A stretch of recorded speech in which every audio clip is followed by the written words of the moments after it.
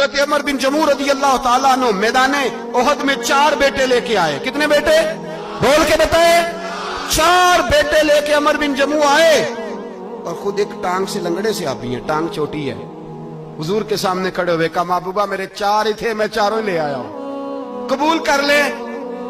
تو حضور نے فرمایا تو کیوں تلوار اوڑے آیا ہے, یہ تو نے کیوں گلے میں اسلحہ ڈالا ہوا ہے؟ کہا یا رسول اللہ میں نے بھی تو جانا ہے نا. تو حضور نے فرمایا 4 بیٹے جو ہیں.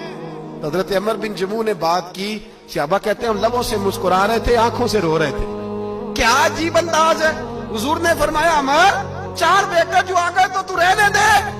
تو حضرت عمر رو پڑے, کہنے لگے محبوبہ کیا لنگڑے جنت میں نہیں جائیں گے؟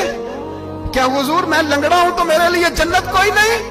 میرے حبیب پاک سید عالم صلی اللہ علیہ وسلم نے فرمایا عمر تو ضرور جنت میں جائے گا. کہا محبوبہ پھر بچے بعد میں جائیں گے, میں پہلے میدان میں جاؤں گا. ایک بی بی 4 بیٹے لے کے آئی احد میں.